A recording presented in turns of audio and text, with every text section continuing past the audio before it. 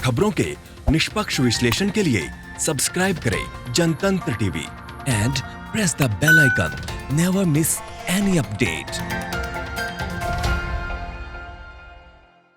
नमस्कार, आप देख रहे हैं जनतंत्र टीवी। मैं हूं आपके साथ अरण्या तिवारी। हमारी खास पेशकश रिपोर्टर्स डायरी में आपका स्वागत है।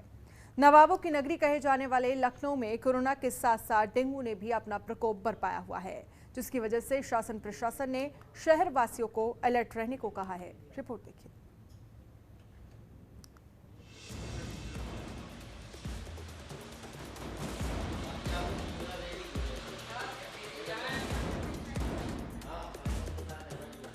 यूपी की राजधानी लखनऊ में आजकल डेंगू ने अपना कहर बरपाया हुआ है, जिसको देखते हुए शहर वासियों को अलर्ट रहने को कहा गया है, क्योंकि शहर में बेकाबू कोरोना के बीच डेंगू का प्रकोप लोगों के ऊपर काफी भारी पड़ सकता है।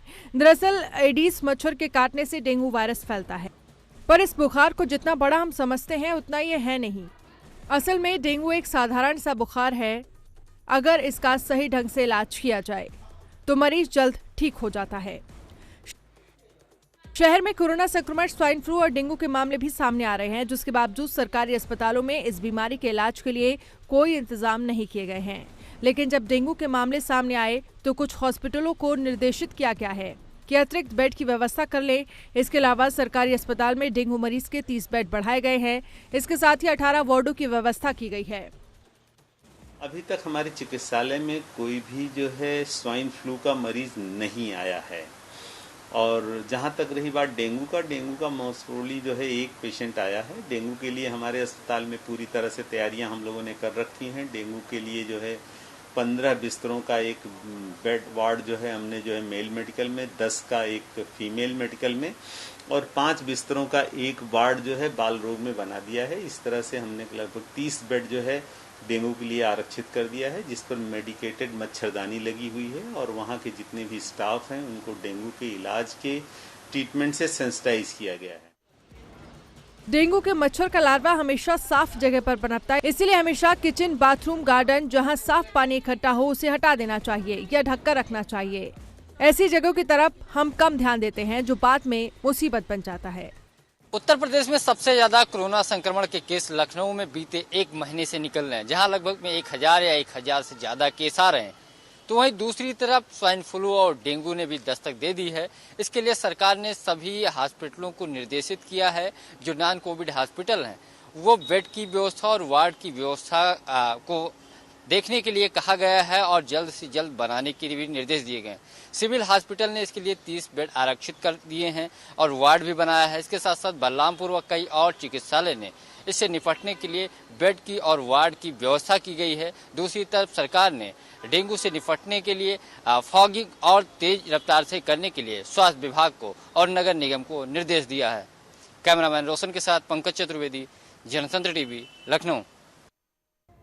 और रिपोर्टर्स डायरी में बात करेंगे राजस्थान की। राजस्थान में कोविड डेडिकेटेड प्राइवेट अस्पतालों की मनमर्जी नहीं चलेगी। कई बार बेड खाली होने के बावजूद मरीजों को भर्ती करने से मना करने वाले अस्पतालों पर लगाम लगाने के लिए सरकार ने बड़ा फैसला लिया है। क्या है यह फैसला और कैसे मिलेगी लोगों को इससे राहत, इस रिपोर्ट में आपको दिखाएंगे।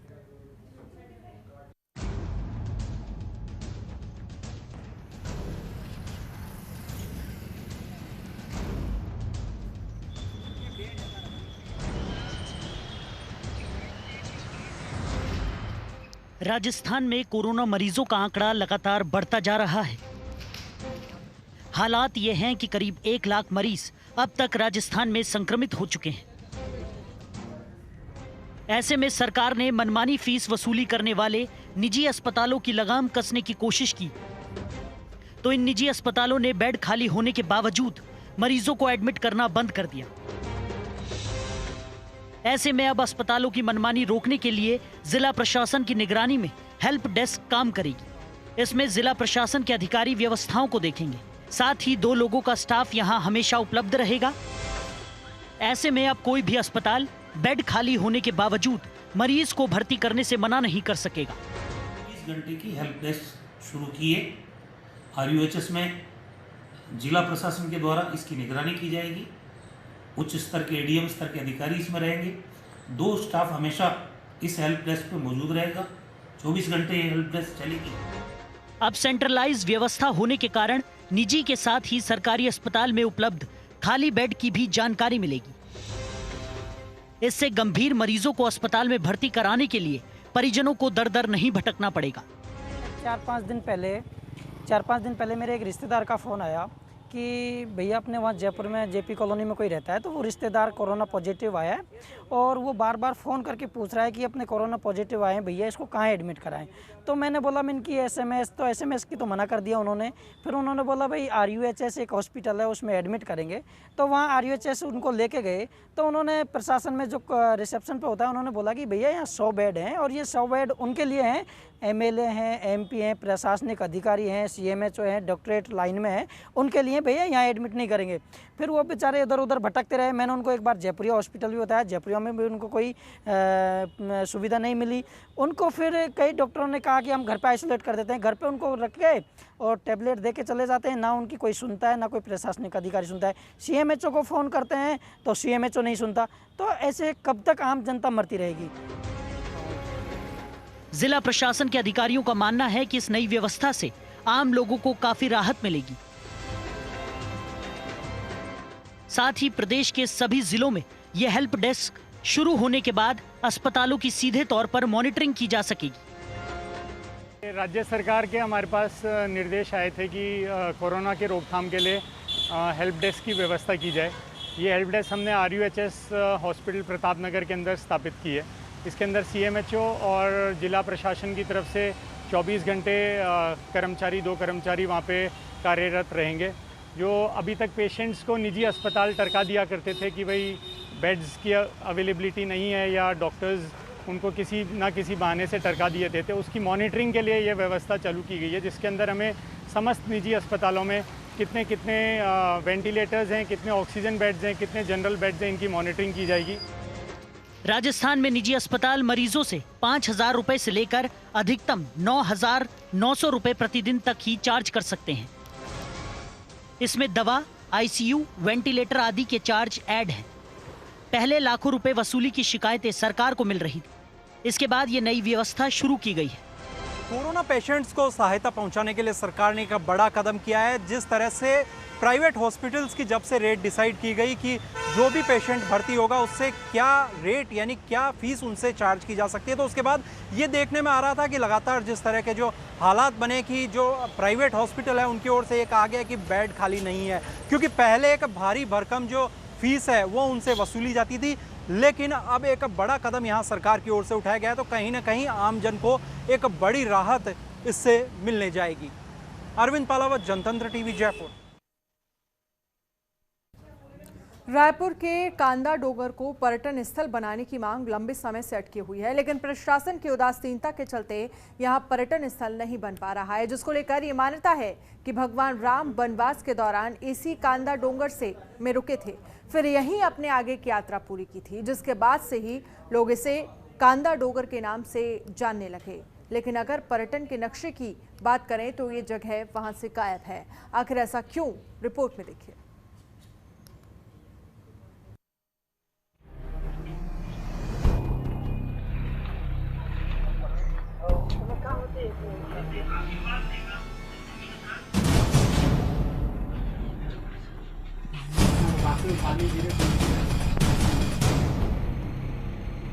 तस्वीरों में दिख रही जगह रायपुर के गरियाबंद में बसी है,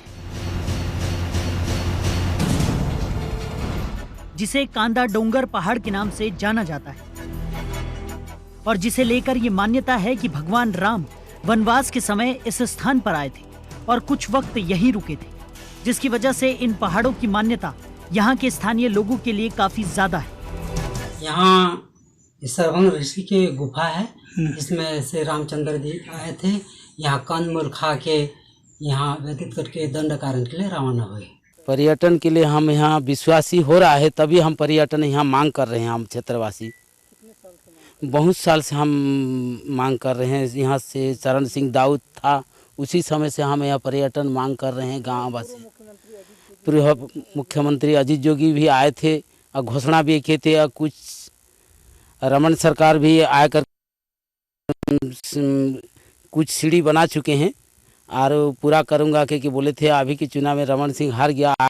अभी हम मांग करेंगे, भूपेश बघेल के पास जाएंगे क्योंकि पंचायत वाला हम विचार विमर्श कर रहे हैं। 2005 में जब अजीत जोगी को हम बोले कि पर्यटन स्थल कर दूंगा, ऐसे कहना बोले थे, और उसी समय जब कांदा डोंगर पद यात्रा में आए पहले और मुख्यमंत्री बन के कांदा डोंगर भी पहले आए थे, और उसी मैं यहाँ सीढ़ी के निर्माण करूँगा और पर्यटन भी बनाऊँगा, ऐसे कहना अजीत जोगी बोला। हालांकि समय के साथ बदलते परिवेश में इस जगह में भी बहुत कुछ बदल गया है, लेकिन अगर कुछ नहीं बदला तो वो मांग जो यहाँ के लोग बरसों से कर रहे हैं कि इस जगह को भी पर्यटन स्थलों में शामिल किया जाए, लेकिन शासन प्रशासन इस मामले में कोई सुनवाई करने को तैयार नहीं है और जिम्मेदार सवाल करने पर एक दूसरे पर आरोप लगाने लगते हैं।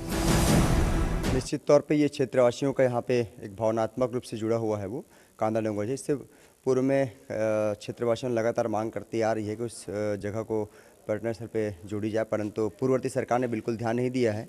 इस संबंध में हमने जिले के प्रभारी मंत्री और पर्यटन मंत्री आदरणीय ताम्रध्वज साहू जी को अवगत करा भी दिया है, और मैंने खुद पत्र भी लिखा है प्रदेश के हमारे लोकप्रिय मुख्यमंत्री भूपेश बघेल जी को कि कांदा डोंगर जो है इस क्षेत्र का आस्था के रूप में लोग जुड़े हुए हैं और इसको पर्यटन स्थल में जोड़ना अत्यंत आवश्यक है बोल के मैंने अवगत भी कराया है। निश्चित तौर पे आने वाले दिनों में और भी क्षेत्र के प्रतिनिधिमंडल के साथ में हम लोग माननीय मुख्यमंत्री जी और प्रदेश के संस्कृति मंत्री से मिल करके इस संबंध में हम लोग सकारात्मक पहल करने का पूरा प्रयास करेंगे। प्रशासन की उदासीनता की वजह से ये गांव काफी पिछड़ा हुआ है, जिसकी वजह से भी यहाँ के लोग लगातार इस जगह को पर्यटन में शामिल करने की मांग कर रहे हैं, जिसके जरिए यहाँ के लोगों के लिए रोजगार के नए अवसर खुलेंगे और ये इलाका भी तरक्की कर सकेगा। और काफ़ी तादाद में लोग वहाँ पर दर्शन के लिए आते हैं। वहाँ पे कुलेश्वरी खम्बेश्वरी जो देवी है, कचना धुरा जी का भी वहाँ पे मंदिर है, इनको दर्शन के लिए हमेशा लोगों की तांता लगी रहती है। तो हमारी सरकार से अपेक्षा है कि वो वहाँ पर ये भगवान राम गमन वन गमन का जो छत्तीसगढ़ सरकार ने एक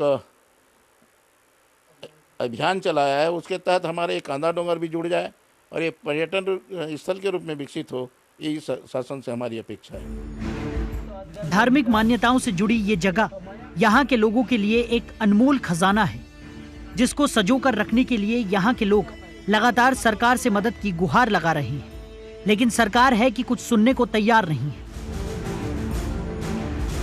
कभी कभी सुन लेती है तो झूठे आश्वासन देकर अपना पल्ला झाड़ लेती है, लेकिन फिर भी यहाँ के लोगों को उम्मीद है कि जल्द ही हालात बदलेंगे।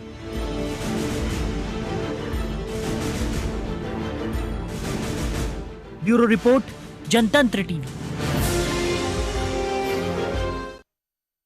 आपने देश में कई बार भ्रूण हत्याओं के बारे में देखा या सुना होगा, लेकिन धर्मनगरी वाराणसी में बेटियों को लेकर जागरूकता फैलाने के लिए नई पहल की गई है, जिसका बीड़ा एक सामाजिक संस्था ने उठाया। आखिर ये सामाजिक संस्था लोगों को कैसे जागरूक कर रही है, इस रिपोर्ट में देखिए।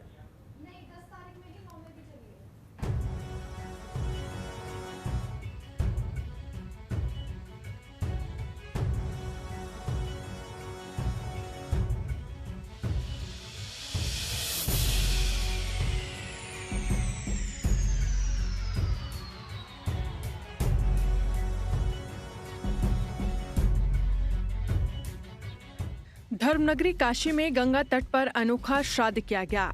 बाढ़ के पानी में डूबे दशमेध घाट के पास 6000 उन अजन्मी बेटियों के मोक्ष के लिए पिंडदान किया गया, जिन्हें उन्हीं के माता पिता ने जन्म लेने से पहले ही मार दिया। हालांकि श्राद्ध करने के लिए देश के हर हिस्से से बड़ी संख्या में लोगों का बनारस आना जारी है। इसी क्रम में कन्या भ्रूण हत्या रोकने के लिए लोगों को जागृत करने के मकसद से अजन्मी बेटियों के श्राद्ध की अनूठी पहल सामाजिक संस्था आगमन ने की। ये संस्था कई साल से बनारस में बेटी बचाओ अभियान के तहत कन्या भ्रूण हत्या रोकने के लिए जागरूकता फैलाने में जुटी है। देखिए, हिंदू धर्म में लिखा हुआ है कि अतृप्त आत्माएं जो होती हैं, जो हमारे मरुभूमि में विचरण करती हैं, उनको निश्चित रूप से तिथि में पिंडदान किया जाए। जैसे हम अपने पितरों का ये 15 दिन जो साल में आता है पितृपक्ष, अपने पितरों के नाम से पिंडदान करते हैं, उसी तरीके से लोग लाजवश जो कोई माताएं अपने गर्भ में मरी हुई कन्याओं का नाम तक नहीं लेते हैं, तो कोई अभिभावक के रूप में बन के अगर इन कन्याओं का तर्पण और श्राद्ध इत्यादि करे तो निश्चित रूप से उनकी आत्माओं को शांति मिलती है।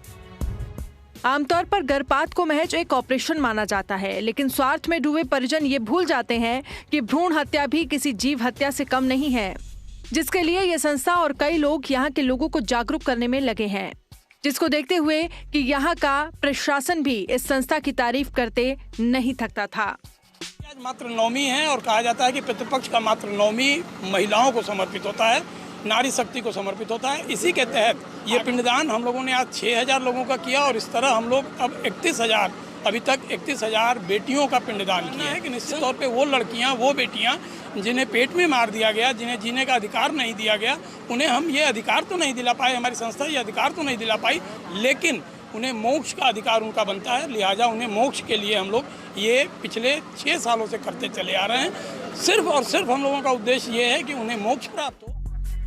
आज भी दकियानूसी विचारधारा वाले लोग बेटों को ही सबसे ज्यादा तवज्जो देते हैं, जिसकी वजह से आज के आधुनिक समाज में भी भ्रूण हत्या जैसी खबरें सामने आती रहती हैं, जिसे रोकने के लिए सरकार के साथ साथ कई सामाजिक संस्थाएं भी काम कर रही हैं।